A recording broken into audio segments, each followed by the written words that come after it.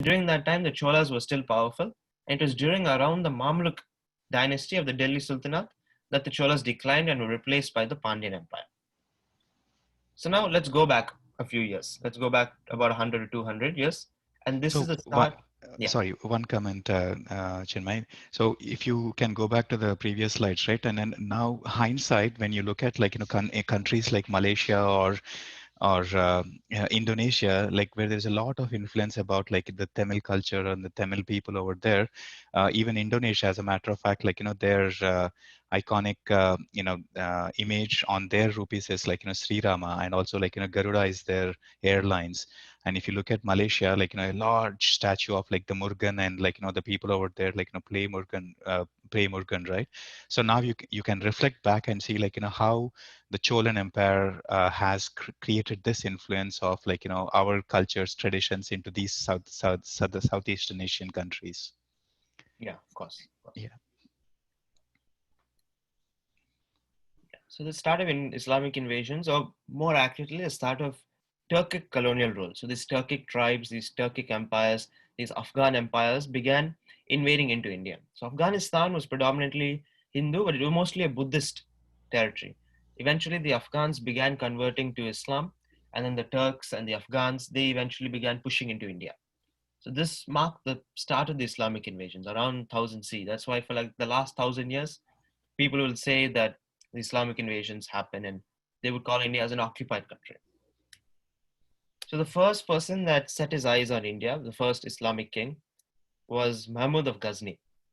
So Mahmud of Ghazni, so one thing to notice, the Cholan Empire was still here. This was during the early years of Rajendra Chola's rule. So let's keep in mind just the context of the scale.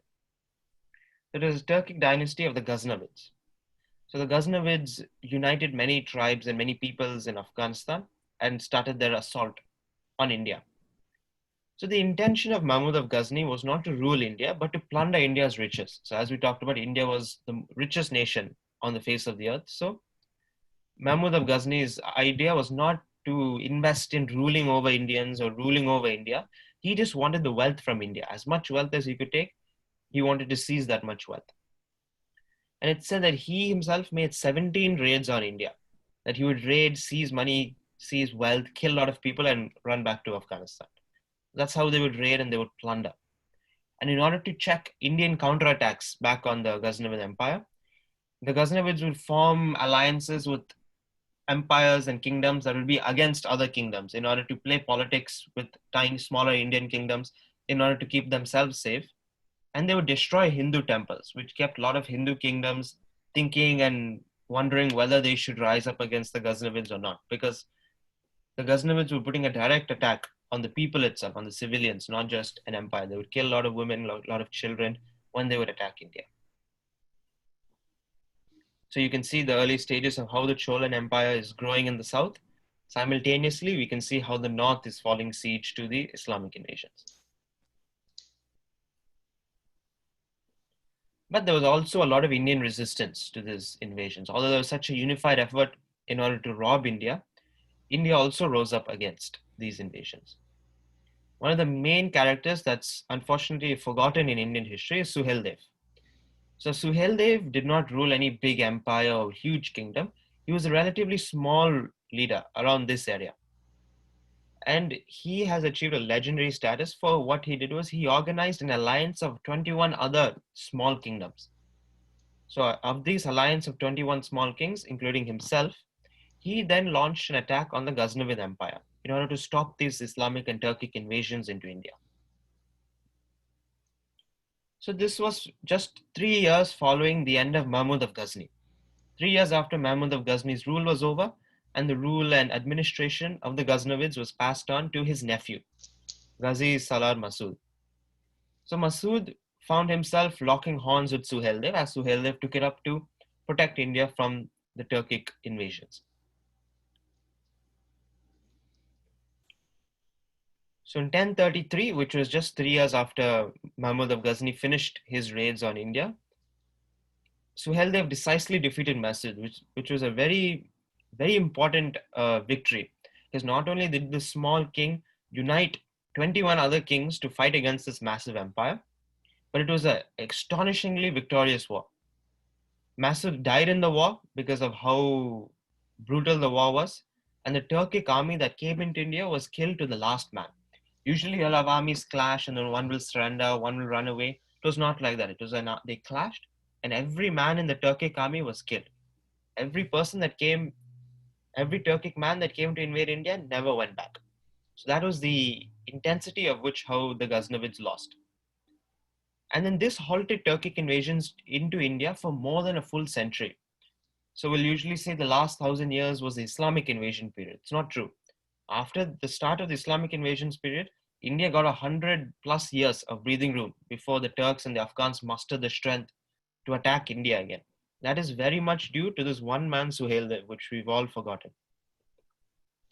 So following the Ghaznavid Empire would soon fall apart, and it would then be taken over by the Ghurid Empire, which was ruled by Mahmud of Ghor. So Mahmud of Ghazni was the starter of the Ghaznavid Empire, and Mahmud of Ghor would be the man who takes up the reins of the Ghurid Empire. And he would invade India next, but the Ghurid Empire was relatively short-lived. It was not around for a long period of time. So here we can see a chart how we moved from the Ghazni Empire to the Ghurid Sultanate. So here we have the Ghaznavids that attacked India and swept through the north in 1033. So now you see 1144, that's more than 100 years afterwards.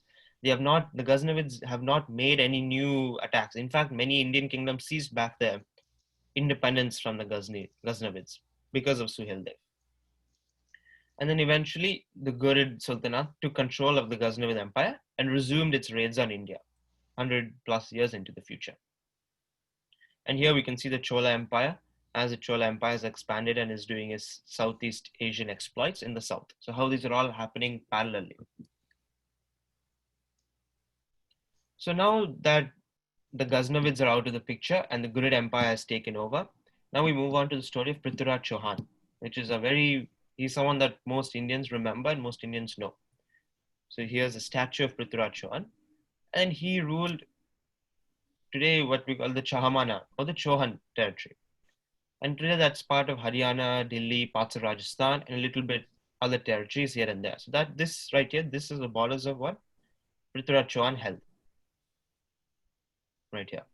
And then here you have the Ghurid Empire, which had just risen up and replaced the Ghaznavids. You have some semblance of the Ghaznavids left. They would eventually be swallowed by the Ghurid Empire. And then they would resume their attacks on India. So as you can see, in order to resume their attacks on India, the person standing directly in their way is Prithviraj Chauhan. So they had to go through him. Now, Prithviraj Chauhan was very well educated, just like many Indian nobles and a lot of Indian royalty. Education was very, very much available in India. So, according to the Prithviraja Vijaya, it says he knew 6 languages, and there was a Prithviraj Raso which says he knew 14 languages. So, regardless of which one you might believe, both of them show that he knew a vast number of languages and he was very well educated. Very well educated in math, history, medicine, military, philosophy, and they mention archery specifically. You can even see that he has his bow along with his horse in the statue.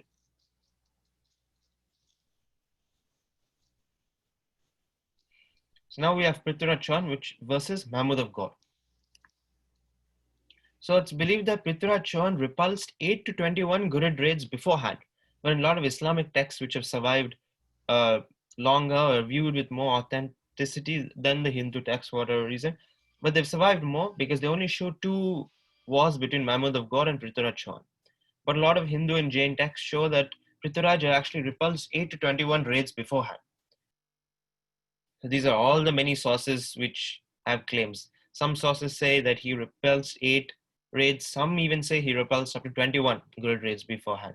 And he defeated Mahmud of Ghor 8 to 21 times. And Mahmud of Ghor kept coming back. So now the texts that are the 2 last battles, which are very much captured in history. The first battle of Tarain. So Muhammad Ghor invaded the Chauhan territory and captured the Tabarinda fort. So upon capturing this fort, Prithviraj Chauhan heard that Muhammad of Ghor has raided his territory again, and he moved his army to retake the fort. And in the battle that commenced, Muhammad of Ghor was decisively defeated and injured, and he was forced to retreat. Mahmud of Ghaur's initial plan was to come, take the fort, leave it in the hands of some of his generals, and go back to Afghanistan. But that didn't happen because Prithviraj Chauhan moved very quickly to take back the fort. So within about a year, Prithviraj Chauhan sieged and regained Tabarinda fort from Mahmud of Ghaur's generals. By now, Mahmud of Ghaur was injured and he had to run back to Afghanistan because he was injured from the battle he had with Prithviraj Chauhan.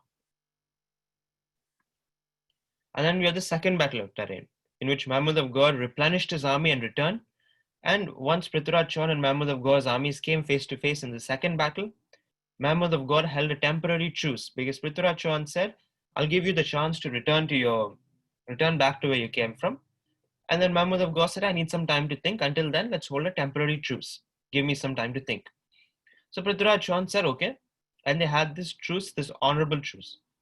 But what Mahmud Ghaur did was treacherously in the night, he left some of his men in the camps with lights on, with the fires burning.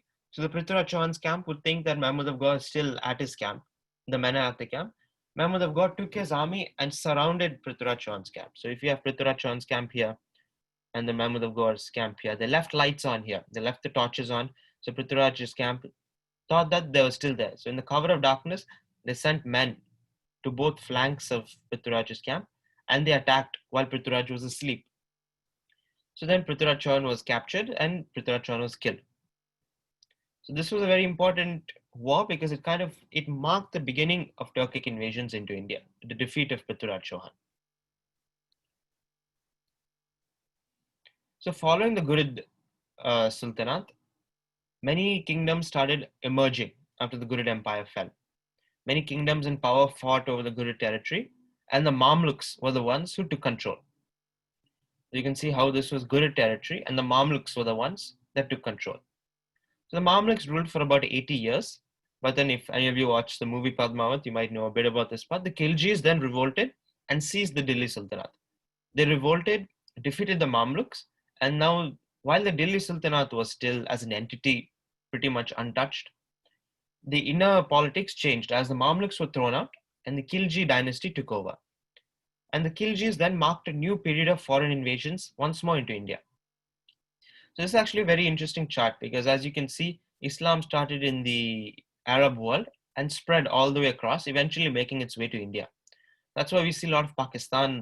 Pakistan is predominantly Muslim because they managed to spread. And that's why relatively the remainder of India is not a majority Muslim. So that might make you think, why is Bangladesh a kingdom that is mainly Muslim? Because that doesn't make sense if they are spreading this way. It's because when they spread this way.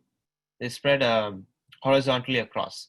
So it allowed a lot of missionaries and conversion processes to take place in Bangladesh, and they went parallelly across. So that's why today Pakistan and Bangladesh are majoritarian. The majority religion is Islam, while the rest of India is Hindu.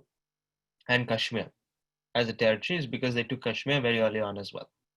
So there's a lot of impact, still impact our lives today, impact the nation today. So the Khilji rule started with Jalaluddin Firuz Khilji, who was the man who revolted against the Mamluks and seized the Delhi Sultanate. And he was the first ruler of the Khilji dynasty's Delhi Sultanate. And he ruled for a short period of time, only for 6 years, until he was murdered by Alauddin Khilji, who, according to the movie, that part is right, he did murder Jalaluddin, and he was married to Jalaluddin's daughter as well. And he was a very apt military commander. So a lot of people idolized him, a lot of people liked him for his military prowess.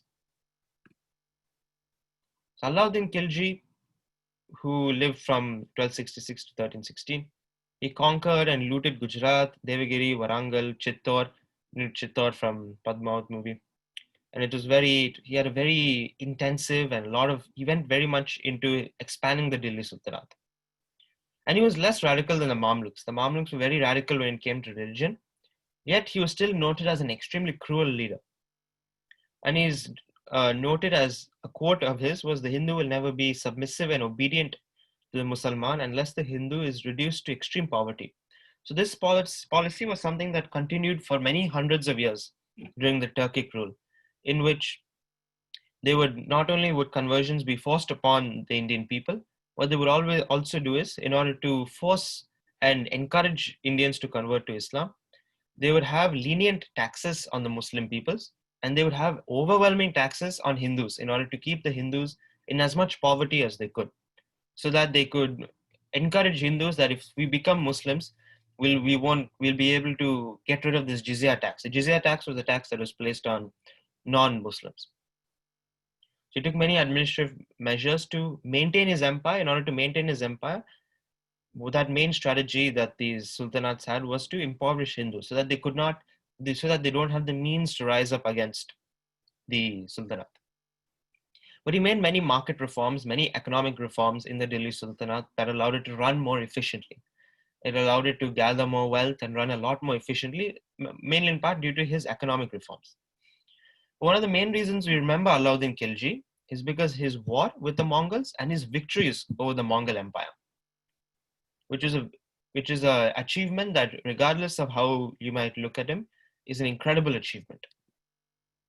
So just to look at the Mongol Empire, the Mongol Empire was started One in, yeah. one question, Chinmay. I mean, one thing that reflects to your our mind is like, how thankful we should be for the southern kingdoms and like the kings who have really created a wall between the north and the south. And one thing that like will also come to mind is how thankful we should be like for our ancestors who may, who might have easily fall to the prey of like being heavily taxed, and how they could have reduced the taxes, and like how they could have reduced any of the poverty if they might have come to in not being converted. So that is something that like we should always be thankful to.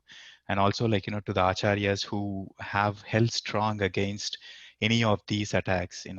There were many instances like where the Vaishnavites and the Shivites, and it doesn't matter like what form of prayer they do, but in regards to like how they might have like fallen influences to these kings and their cruelty leaders is something that we all need to be reflect upon. And also if all we all have been educated in India, right? I mean, not the kids, but many of our textbooks may not be rightly represented in how the Indian kings have stood up against these rulers, against these cruelties.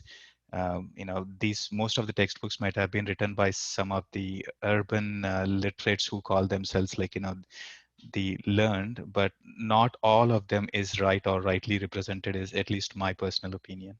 Yeah, yeah, it's a very incredible achievement. Just because, if you look at the sheer volume of how the Islamic attacks were happening in India, you saw how colonization invasions happened in the rest of the world. Most of the places capitulated to these new religions, as in, you saw most of the Arab world and Central Asia that became Muslim. Now today, Africa, about 47% is Christian in the south and 47% is Muslims in the north. And only a tiny percentage, less than 10% of Africa, still holds on to the traditional African religions. And we see the same in like Australia, we see the same in North and South America, how the indigenous peoples were completely wiped out and how the culture was completely wiped out. So despite all the intensity of invasions happening in India, the fact that um, like Hinduism, Jainism, all these religions still existed is it's no small feat. It's an incredible achievement done by obviously the kingdoms of the south and the tenacity of the Indian people over hundreds of years, not to capitulate, not to surrender to the magnitude of these invasions. Because it's frequently written that the Islamic invasions and the Turkic invasions into India is one of the most bloodiest events in all of human history. So just for context, it's believed anywhere from 200 to 800 million people died. 200 to 800 million people are believed to have died during this series of Turkic invasions. During Hitler's Holocaust, about 6 million Jews were eradicated. So 200 to 800 million people being killed during these invasions should give like a bit of perspective on how horrifically bloody this period was, especially in the north.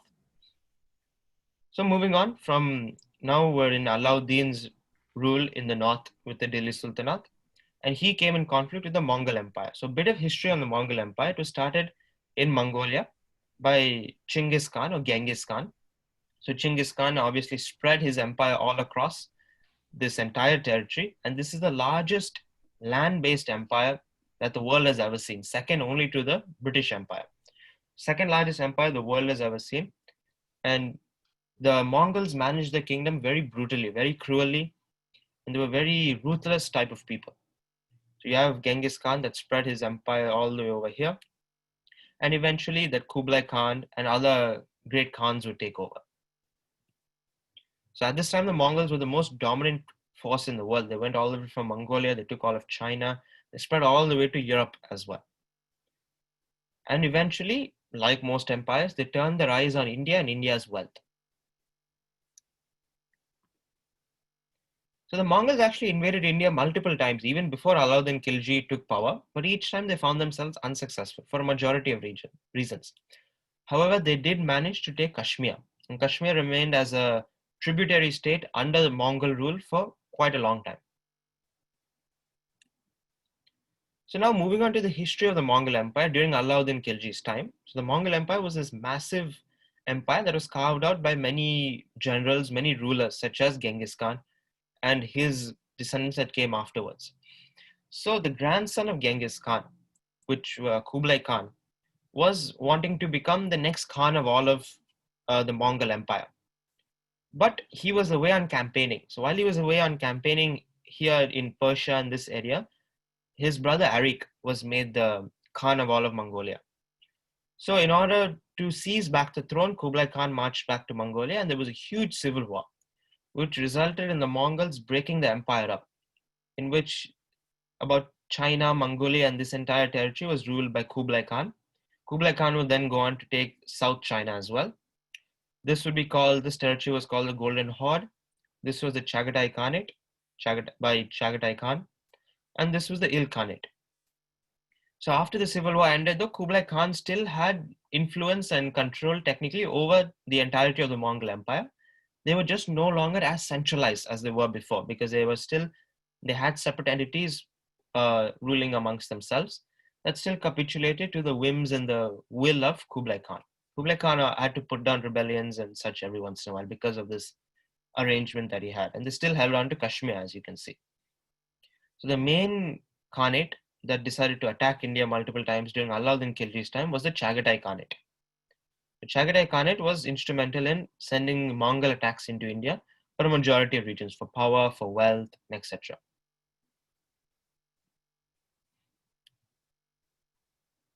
So in 1297, there was a Mongol invasion by the Chagatai commander Kader. He pillaged Punjab. So a lot of times the Mongols would come through Punjab and they would pillage the area there and use those resources for themselves and try to push more and more into Delhi. Their goal was to take Delhi itself. But Alauddin Khilji met Kader and defeated Kader, and Kader was forced to return back to the Chagatai Khanate. And then again, there was another Mongol invasion the next year by Kutluk Khwaja, who was the son of Chagatai Khan himself, so the prince of the entire Chagatai Khanate, led an attack into India. So Zafar Khan, Alauddin's general, was actually tricked and crushed in this war. But the Mongols retreated, mainly because it's believed that Kutluk Khwaja was injured from this war, and en route he died from injury, which was a big blow for the Chagatai Khanate because the prince had died. But the Mongols didn't realize how close they were to overwhelming the Delhi Sultanate and sweeping into India, just because Alauddin's entire wing, entire portion of the army that was that his general Zafar Khan held, was completely crushed. But whether fortunately or unfortunately, the Mongols' invasions into India would be halted. Then there was another Mongol invasion 4 years later. This time Alauddin was unprepared. He was campaigning in Chittor, he was campaigning more down here. And when he heard about the invasion, he rushed back to Delhi, but he was unprepared. He managed to get to Delhi before, but he could not hold on to Delhi and he had to take refuge in Siri. He had to hide out in Siri for a while. And the Mongols raided Delhi and they killed a lot of people that were residing in Delhi, but they could not take Siri, and again they were forced to return. So these were just 3 instances in which we said, but there were many, many Mongol raids and Mongol invasions into India the Khiljis defeated. So that's a very important feat, because if you just look at the sheer size and power of the Mongol Empire and how the Sultanate resisted their attacks, it should give you an idea about the capability of the Khiljis. Chinmay, there is a question. What is Siri? Is that like a place near? Yes, Siri was like an incomplete fort back then. So that was the closest place and the quickest place that Alauddin could run to and hide. So while the Mongols were raiding Delhi, they managed to fortify their position in Siri. And due to the casualties and obviously marching all the way from Mongolia and from the Chagatai Khanate here is very, very exhaustive. So Alauddin's move to take refuge in Siri was enough for the Mongols to decide to head back. So many times in many encounters with the Mongols, we see like Alauddin Khilji or the Khilji and the Delhi Sultanate just barely escaping and barely making it through. Thank you. Yeah. There were many more Mongol invasions conducted to India, primarily by the Chagatai Khanate. Now, just as we move from the Mamluk dynasty to the Khilji dynasty, now we're moving from the Khilji dynasty to the Tughlaq dynasty. So, Khilji's son, Qutbuddin Shah Khilji, was killed by Khusro Khan after Alauddin died and his son took power. Khusro Khan killed Alauddin's son and tried to wrest the power of the Delhi Sultanate away from the Khiljis. Within months, though, Khusro Khan was then killed by Ghiat al-Din Tughlaq. So this was the man that started the Tughlaq dynasty of the Delhi Sultanate. And this, by killing Khusro Khan, it marked the end of the Khilji dynasty and the start of the Tughlaq dynasty of the Delhi Sultanate. So some facts about Ghiat al-Din Tughlaq. Tughlaq actually had very humble beginnings, and here's an example of someone who worked their way up. So Tughlaq was a servant before he was serving the Khiljis, and he was looking for work. He was looking for jobs. So he found a job with the Imperial Guard for Jalaluddin Firuz Khilji, which was the king that ruled before uh, the Sultan that ruled before Alauddin, the Sultan that Alauddin killed and then took power for. So he joined the Imperial Guard for Jalaluddin, and then after Alauddin Khilji killed Jalaluddin, Ghiat al-Din Tughlaq was not sure whether he should join Alauddin or not, but eventually he joined with Alauddin as well. And during the wars with the Mongols, which you just mentioned, Ghiat Tughlaq was very capable in those wars. He showed a lot of military prowess, and he rose up in prominence during those wars amongst the royal peoples and amongst the people. So now we are moving on from the Delhi Sultanate's invasions into an icon of Indian history, Rani Rudramadevi, which was the queen of the Kakatiya dynasty, which you can see right here. So she took power back when the Mamluks were in control during the end stages of the Mamluks, and she was ruling as Alauddin Khilji began his conquest down here. So this is a bit, we are going a bit in the past, right? Before Ghiat Tughlaq took rule.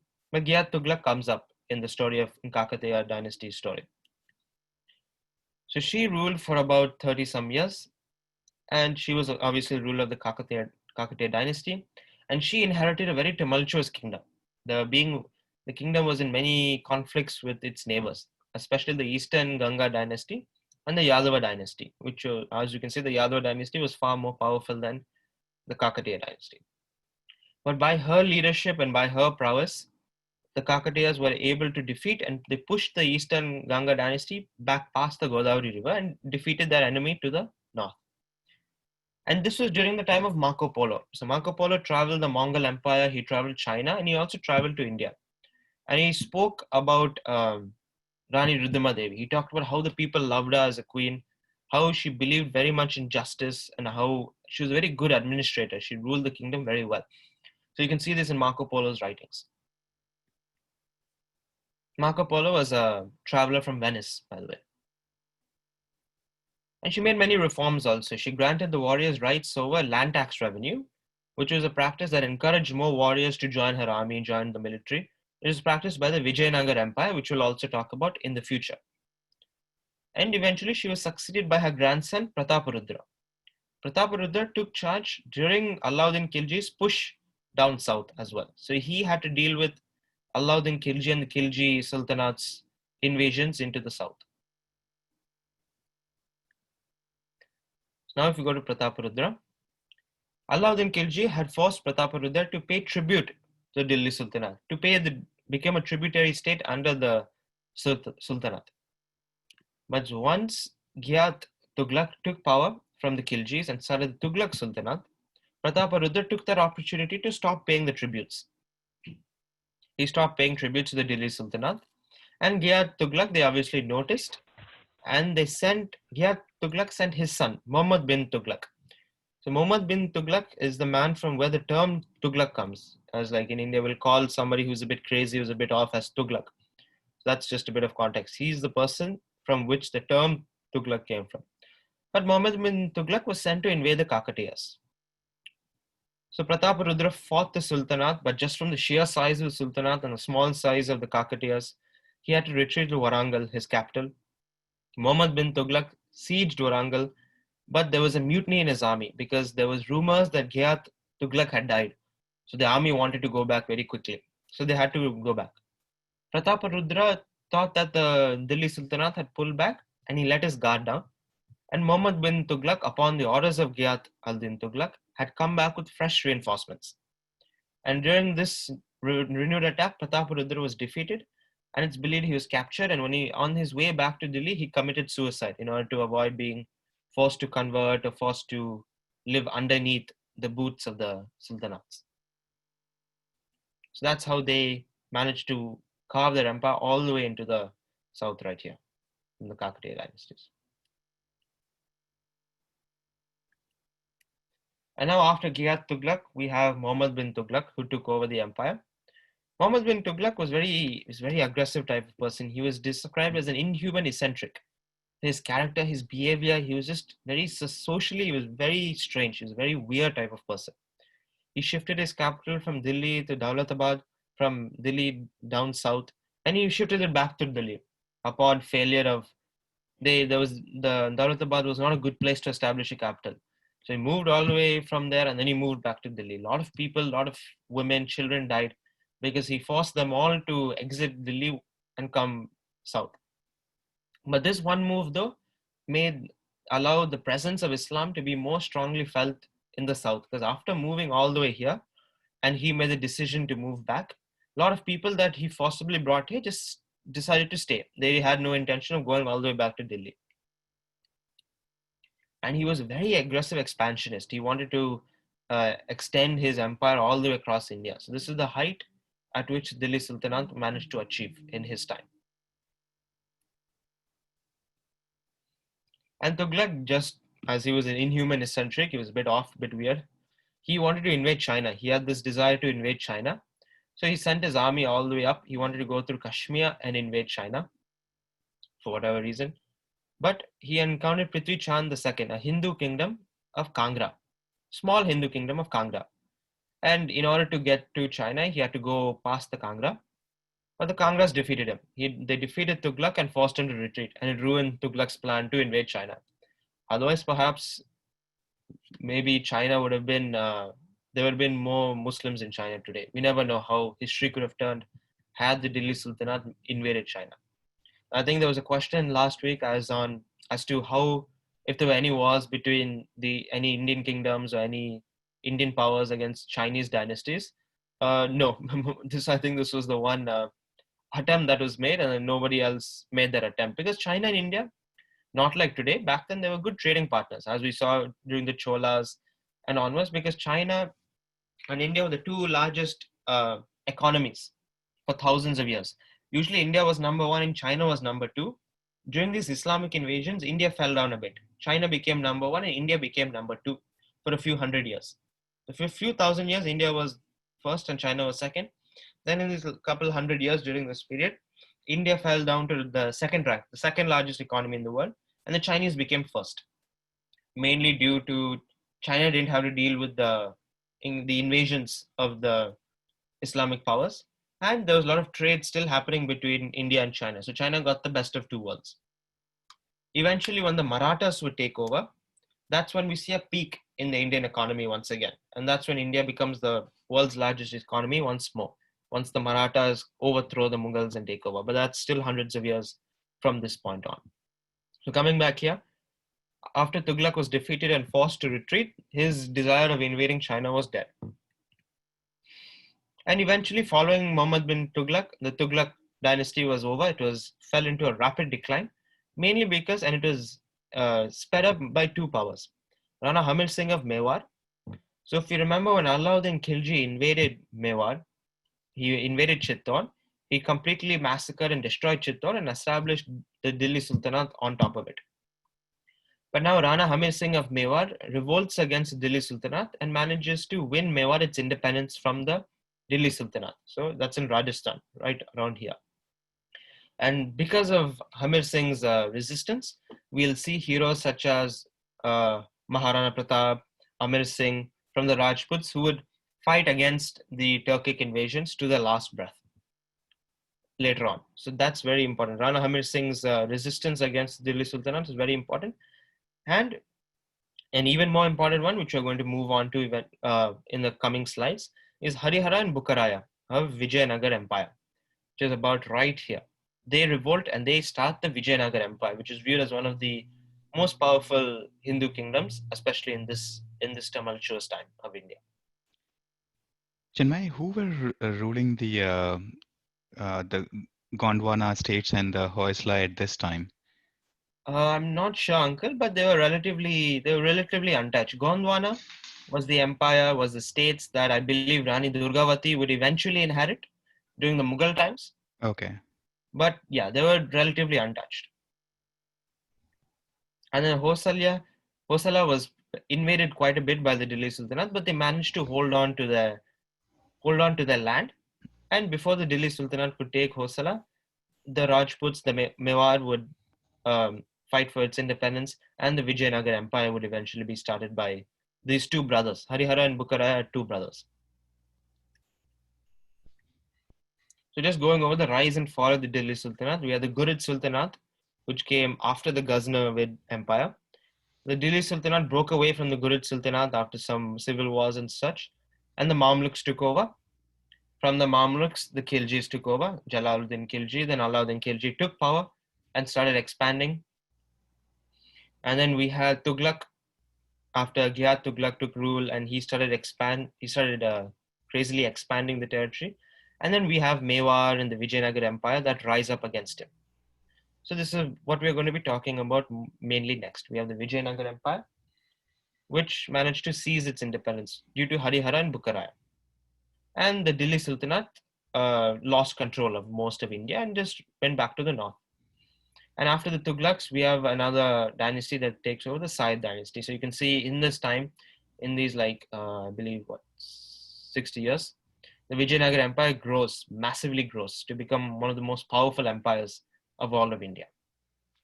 And then One thing following, to one thing to note is like, in spite of like so much of expansion of the Delhi Sultanate and ruling this all over India for so many years, they have nothing concrete to offer to India, right? I mean, if you look at any of the historical sites now, or the temples, or even the, some of the wonders that were created, everything was like, done by these, the Hindu empires itself, like, withstand test of time even at this age. It's very inspiring to see, like, how much of these Hindu kingdoms have put an effort, like, for their um, the kingdoms, like, to reflect upon even at this age.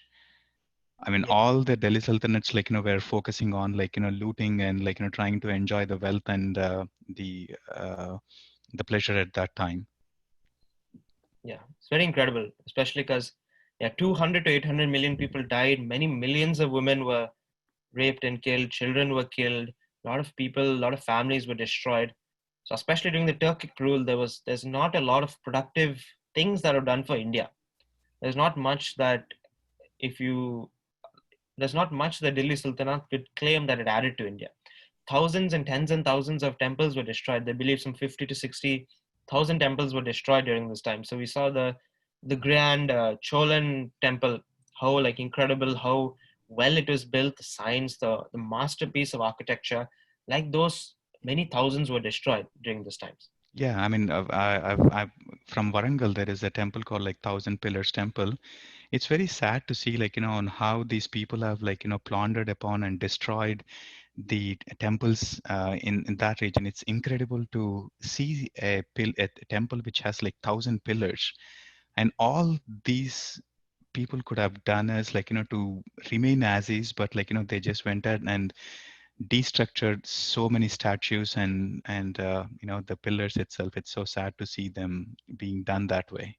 Yeah, even if you go to Rajasthan today and you see, especially before the time of Maharana Pratap and during this time when Rajasthan was subjected to the full force of the Turkic rules and the Turkic invasions, you'll see a lot of temples that either they were destroyed, or if the temples are still standing, you'll see the idols and you'll see the murtis of many Hindu gods. The faces are just simply removed Yeah. just because it was not the religion of these Turkic invaders didn't believe it. And one thing to clarify though, when we talk about the Islamic invasions, we're not particularly talking about the Indian Muslims of today. That's the thing. These Islamic invasions were not done by these Islamic invasions came due to the Afghanistan region and the Turkic invasions that came in. A lot of the Indian Muslims today, 99% of India today used to all be Hindu. And then during this Islamic invasion times, either by conversion, whether it was forced or it was voluntary, today that's why we see Indian Muslims. They were still, they are not, that's just one clarification. When we talk about the invasions, we're talking, they're still foreign invasions. They're not done by, these were not Indian empires. That's a lot of, even today we see the Mughal Empire as some sort of indigenous Indian empire. And the Mughal Empire was also a Turkic empire. It was a foreign invasion, just as the British, the Portuguese, the Dutch wished to come and conquer us. Same thing about the Delhi Sultanate, same thing about the Mughal Empire. These were foreign invaders that came in. And then this is something we'll talk about next week, but I just wanted to give us a bit of a sneak peek, I guess. So then if you see following the Sayyid dynasty of the Delhi Sultanate, you have the Lodi dynasty of the Delhi Sultanate, which then was defeated and replaced by the Mughal Empire in the Battle of Panipat, which we'll be talking about as well. This was a major victory by Babur. Babur came from Uzbekistan. So Babur came from Uzbekistan and he defeated the Delhi Sultanate and managed to establish the Mughal Empire. And you can see how the Vijayanagar Empire is growing in the south as well. So now let's shift to the Vijayanagar Empire following the end of the Tughlaq dynasty and how these Hindu kingdoms rose up to reclaim their independence. So the Vijayanagar Empire lasted for about 300 years, from 1336 all the way to 1646, well into the early stages of the Mughal Empire as well. So Harihara and Bukkaraya were two brothers, and how they started the Vijayanagar Empire is very much contested.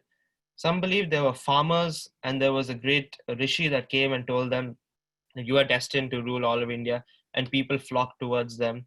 There was one that they used to rule in, or they used to rule under the kings of Hosala, but then once they were subjected to the invasions of the Delhi Sultanate, they were forcibly converted to Islam, and they fled from there, reconverted back to Hinduism, and started the Vijayanagar Empire. So there are many theories as to how the Vijayanagar Empire started, but we know for a fact it was started by these two brothers.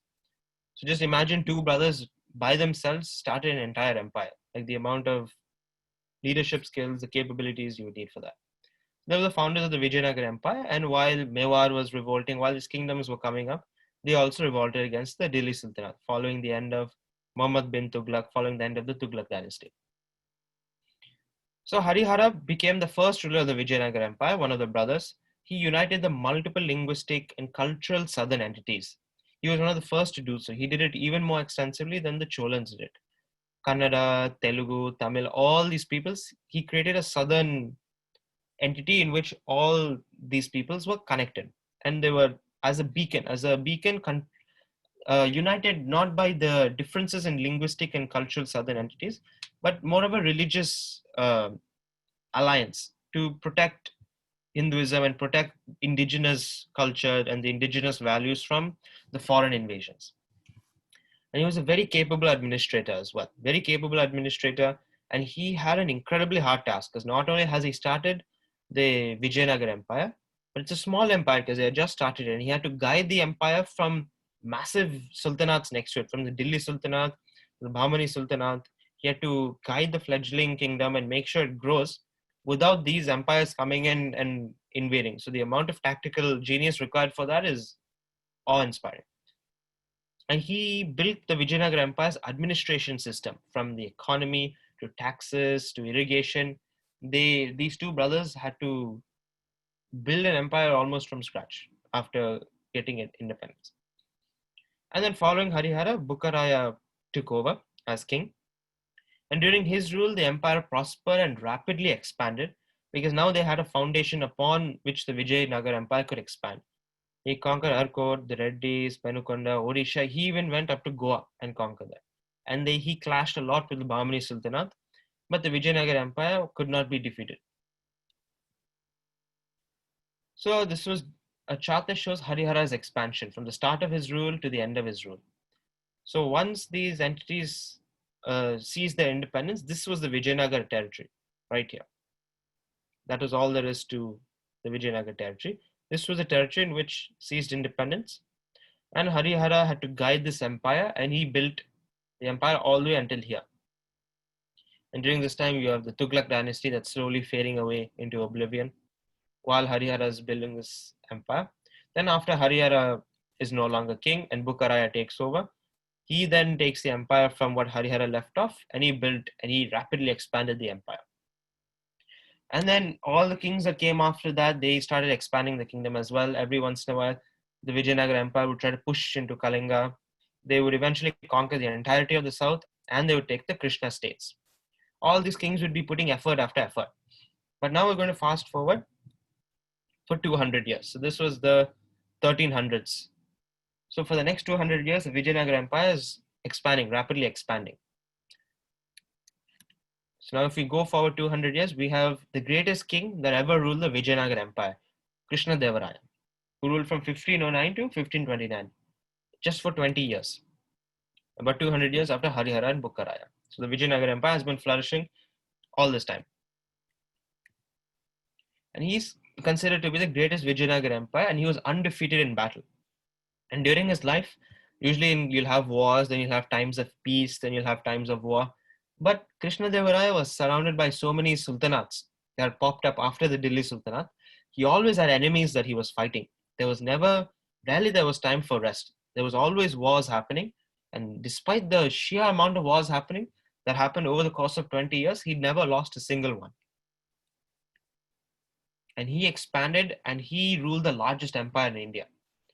So after the Lodi dynasty, after the Delhi Sultanate fell apart and was replaced by the Mughal Empire, when Babur came from Uzbekistan and he was looking to start and expand the Mughal Empire, what they did was they looked at the competition. They went in and they started seeing all the empires that were in India, and they rated Krishnadevaraya as the most dangerous because he had the most extensive and the most powerful empire in India. And he was such a capable and powerful king. I have a question. Yeah, sorry. For Krishnadevaraya, how do you rule for such a long? How do you rule for how many years did he rule for? He ruled for 20 years. So I should have put rule. This is not how long he lived. This is for his reign. So he ruled from 1509 to 1529. So for 20 years. How come Krishnadevaraya? I know about this because I heard a video. I saw a video about it. Yeah. Is that your question? Okay. Yeah. Yeah. So he was ruling the largest empire in all of India. So this is called as the golden age of Kannada literature, but he also had a patronage of Telugu, Sanskrit, Tamil, and Kannada poets. So this is a very flourishing, very prosperous time if you lived in the Vijayanagar Empire, while the rest of India was fighting amongst itself against the foreign invaders that had started coming in.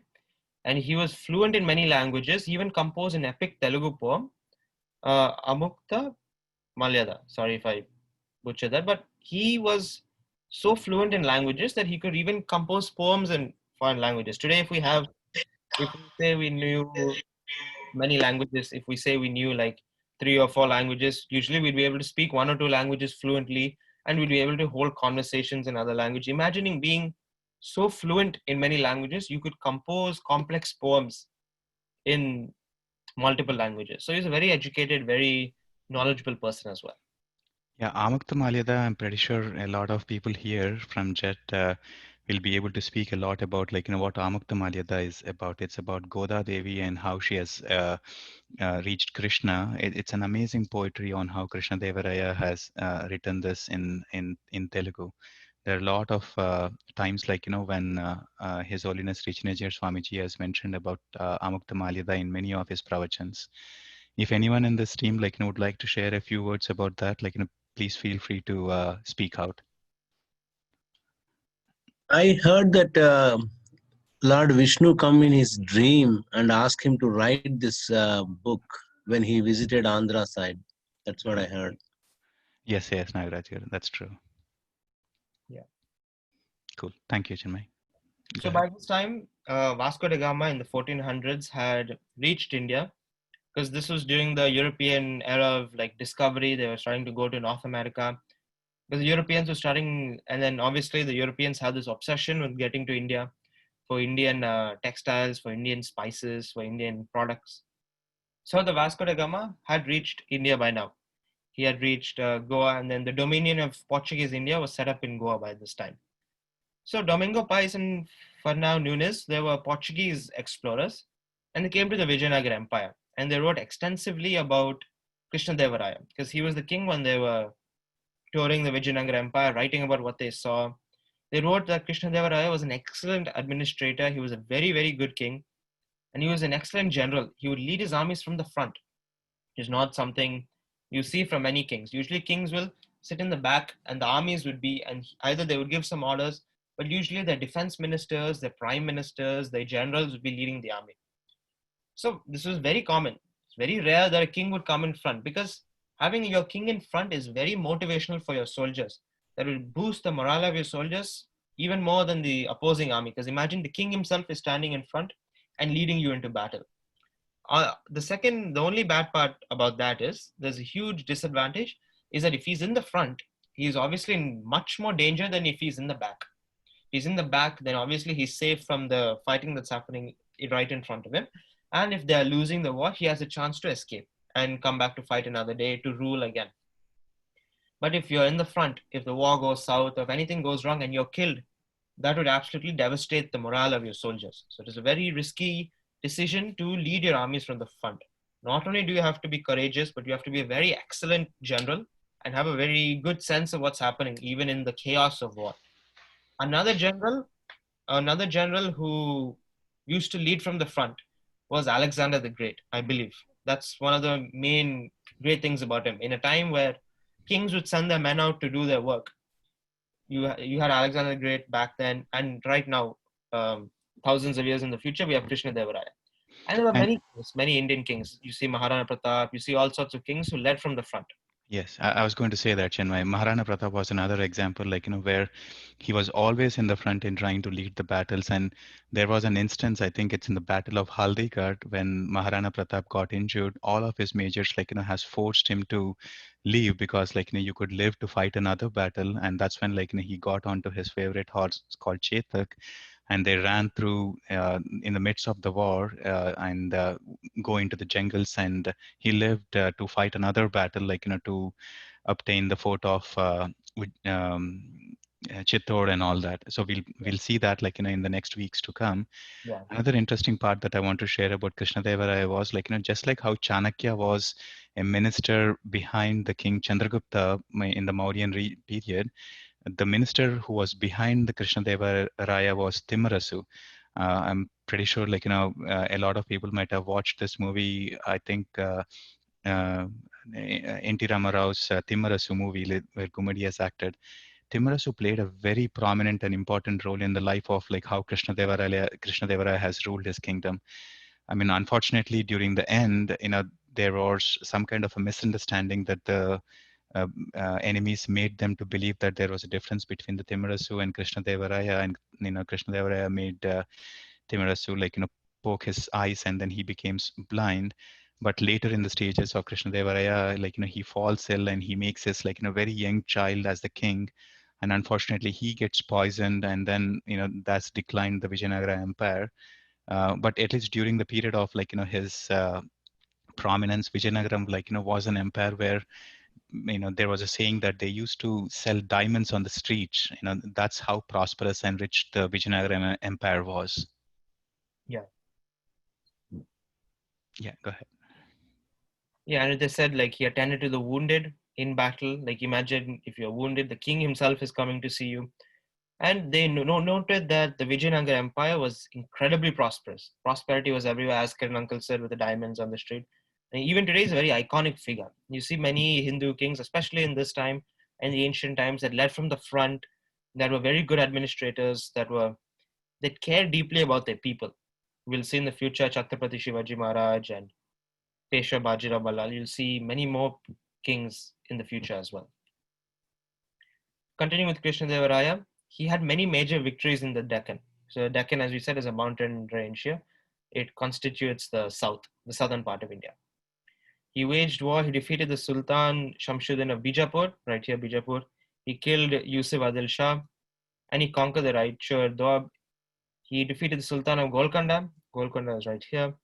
And he was continuously at war with the Deccan Sultanates because of Muhammad bin Tughlaq's decision to move his empire here and back. It allowed many sultanates to be set up all over the place. Here we have the Gujarat Sultanate, the Malwa Sultanate, where we had a Muslim elite or Muslim royalty usually rule over a majority Hindu people because of these were the remains of the Delhi Sultanate. And you see up here the Mughal Empire.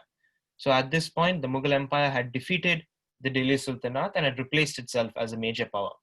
And while Krishnadevaraya was expanding the Vijayanagara Empire in the south, we have the Mughal Empire beginning its expansion in the north. And then his conflict with Kalinga is a display of his masterful innovations, his strategic planning. So the Gajapati Emperor, which ruled Kalinga, then Prataparudra, no relation to the Prataparudra of Rani Rudramadevi. He learned that Krishnadevaraya planned to invade Kalinga, and Krishnadevaraya's prime minister, the great Timarasu himself, as Kiran uncle mentioned, he found out from a Telugu deserter that the Gajapati emperor knew about the invasion. So they changed their plan in such a way that they managed to corner the Gajapati emperor, and they defeated the Gajapatis and managed to take Kalinga as well. And he established good relations with the Portuguese. He traded with them, did business with them. He acquired Portuguese guns, and then the Portuguese were overjoyed because they had good access to a lot of Indian products, Indian textiles, Indian spices. So he had good relations with the Portuguese, and he used them for his benefit. And then he became ill, and he died in 1529, which marked the end of his reign. So that is essentially the entirety of what we're going over today. So just to recap, we went from how the Cholan Empire came up, and simultaneously we had the Ghaznavids come up, and Muhammad of Ghazni that came in and invaded. But eventually, the Ghaznavid Empire was halted by the defeat they received at the hands of Suheldev. Then we have the Ghurid Empire, which came and defeated Prithviraj Chauhan. Then eventually, the Ghurid Empire was replaced by the Delhi Sultanate. We had the Mamluks, then we had the Khiljis, and the Khiljis were very important in defeating the Mongols. And after the Khiljis, then you have the Tughlaqs, then the Sayyids and the Lodhis, and eventually the Mughal Empire comes up.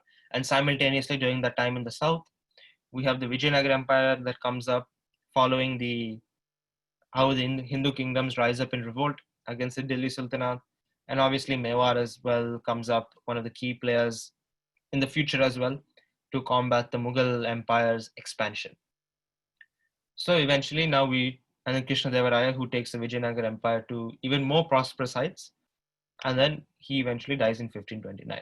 So in the next week's program, we're going to be talking about the Mughal Empire's expansion and how Mewar rose up against the Mughal Empire, how the Mughal Empire had its exploits. We'll even talk about some parts of history that should be talked about but have been forgotten, how the Mughal Empire went to war in the northeast multiple times but was defeated, and how that happened, and then eventually how this leads up to Chhatrapati Shivaji and Peshwa Bajirao, and even the early eras of the British rule which began. And we'll look So, at all the colonial powers that tried to take India, how the Dutch tried to come in, and the Dutch actually, just like a small fact, the Dutch were more powerful than the British for a long period of time.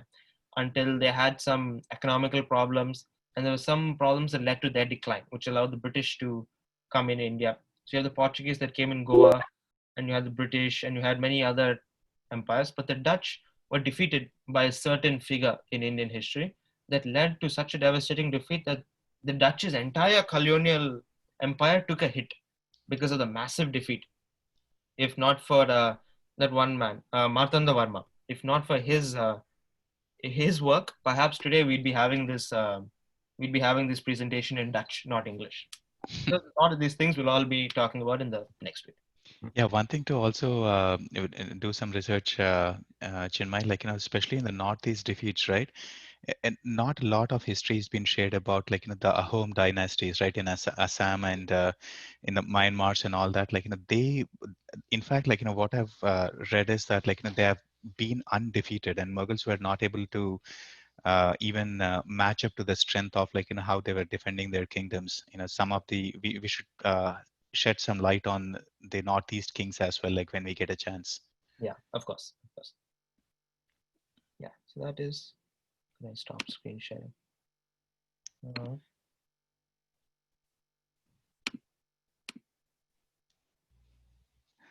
So any questions from today's session, guys?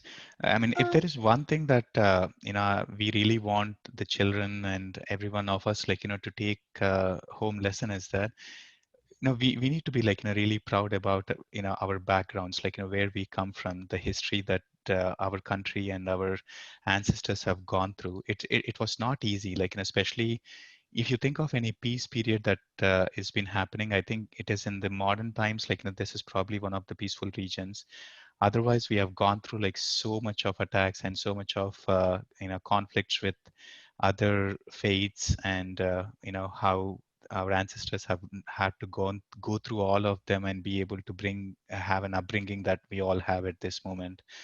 We should be really proud of our, or thankful to our acharyas who have, like, kept up the traditions and making us are showing us the path in which, like, how a righteous living should be lived upon. So all the trainings that, like, you have been getting as a part of, like, Pragya or Jet or VT Seva, be proud of them. Like, you should be the next ambassadors to take it forward and see how you can live up to these traditions, and make your parents proud, your grandparents proud, and make yourself also, like, a worthwhile in living up to these history that we have come up from. Questions? yeah. Is there a king that ruled that is weaker than Mahinda the Fifth? Yeah, after the Cholan Empire conquered Sri Lanka, there was a lot of they built temples there. They built temples. There were some kings that ruled the Sri Lankan territories for that time, and a lot of them they did not have as much power over Sri Lanka, just because they were under the authority of the Cholan Empire. I'm not sure of any specific leaders that were weaker than Mahinda the Fifth. I'm sure there were, but Mahinda is noted specifically in history, especially in Indian history, just because he was the king when the Cholans invaded Sri Lanka. And one thing to also note is that, right now, the Cholan Empire, in spite of, like, such a massive expansion to Southeast Asia and, like, through the southern India, the death of Rajaraja Chola I was a very mysterious one. There is no, in fact, like, history doesn't know about, like, how he has died or where he has died. I believe there is one documentary which shows that, like, the leftovers of the Cholan, the Rajaraja Chola, is in a very small village, and, like, there is a small Shivalinga on top of his burial place. But it's very unknown that, like, no one knows on how the demise of Rajaraja Chola was. Yeah, and then going on also the impact that India had on Southeast Asia. If you see today in Cambodia, the Angkor Thom and Angkor Wat, the largest places of worship in the world, it's Yeah, believed they were built by Tamil architects. So a lot of people forget India. I'm sure a lot of people in Tamil Nadu themselves don't know that just Tamil architects, they took elephants and massive slabs of granite, of tools, and they went and built these temples in Cambodia. So that's the extent of India's influence all over. And one thing, at least I found a lot of knowledge in this YouTube channel. I think it's called like Praveen Mohan. And I'm not trying to market him, but like he kind of like goes to every temple to find about some of the unknown facts. It's not a religious one; it's more of like a scientific one on how some of the temples were built. What is the reasoning behind some of the models of the temple, like the gopuras, the vimanas, and some of the small models that they have built in. It's amazing on how this guy goes and researches in even places like Cambodia and Africa also. Like I believe there were some Hindu temple findings and all that. So Yeah. I recommend you to like watch that channel sometimes if you get time. Yeah, every once in a while What you'll is see this like channel? large Shivalingas and stuff. Yeah, I think What is it's the like channel, he. please? Yeah, you just type in like Praveen Mohan, and you'll be able to find a lot of YouTube videos by him. Yeah.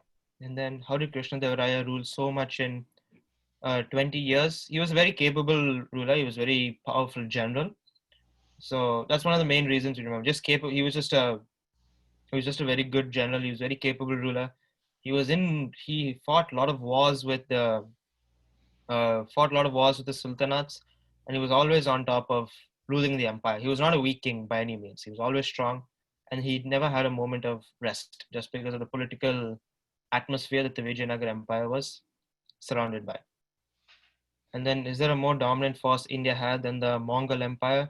The Mongols never really held any significant territory in India. They took Kashmir for quite a bit, but other than Kashmir, because of the Delhi Sultanate, they could not invade India. They could not invade India as much as they probably wanted to. So yeah, there were many more dominant forces in India than the Mongols. The Mongols did not. Many Mongols did not have a chance to invade India. One of the reasons the Delhi Sultanate was able to win is in the wars with the Mongols. A lot of Mongols would defect over to the Delhi Sultanate and would reveal the Mongol war and battle secrets. So that was one of the reasons they were able to always stay ahead of the Mongols. Who made Krishna Deva Raya ill and die? I'm not sure if anyone made him ill. I know he became seriously ill, and then within the next year he died. So Yeah, one of yeah, the things that I've read is like, I think he had some stomach issues that were continued, over a period of so many years that made him ill through some food poisoning or something, and that yeah. he died at that time. And then from what specific disease? I'm not sure. All I know is that he got very seriously ill. So I'm sorry, not sure. And as a matter of fact, like the descendants of Krishna Deva Raya, they still exist today. Yeah, I think like if you go to Udupi and those places, like you can see the residents over there, and they still follow some of the traditions that were done during the period of the Krishna Deva Raya.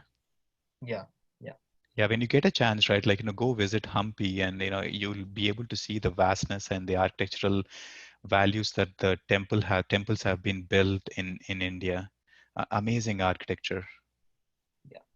Then from what disease you said he met a young boy. Uh, young boy.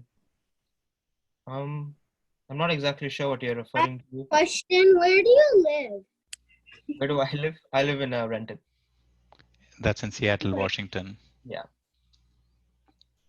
And then the young boy, I think maybe you're referring to the prince.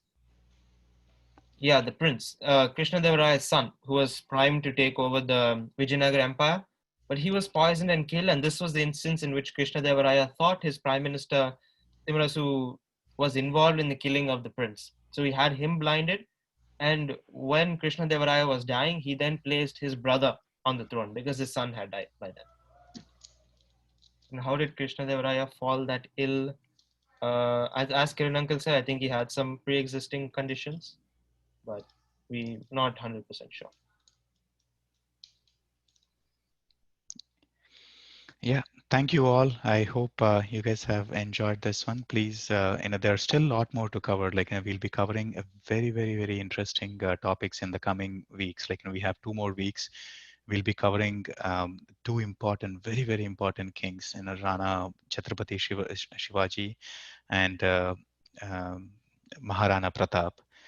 you'll be very amazed on how these kings have lived their value and what can we learn from them, and how they have defended their country, our country, and the wars that they have fight, and all that. We'll be having many more interesting sessions, so you can tell your friends to come join this and learn about this one, right?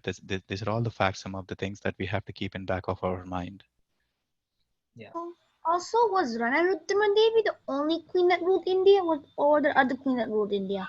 No, There were have many you there were go many ahead. matriarchal societies in India. So since India was never really under like one entity, there were many matriarchal societies in which how like where women had a lot of control, a lot of power. But we're not aware of most of them. Like we don't talk about most of them. We talk about some of the big ones. There was Rani Rudrama Devi, who fought against the Delhi Sultanate. There I have was a question. Jhansi Lakshmi Bai. Jhansi Lakshmi Bai, and there was Abaka Chota, who fought against the Portuguese. And there was many. Like Ujjain, they had a matriarchal tradition. So I have a question. yeah. How did Delhi Sultanate get so big and got so small again? Sorry. How did Delhi Sultanate get so big and then got so small again? So the Delhi Sultanate got big mainly during Tughlaq's time, during the Tughlaq dynasty. And then you had Muhammad bin Tughlaq that aggressively expanded the empire. But then following his death, the empire slowly started disintegrating because a lot of Hindu kingdoms started revolting against the Delhi Sultanate, such as the Vijayanagar Empire and Mewar. Okay. Does that answer your question? Yeah. Okay. Yeah. Cool.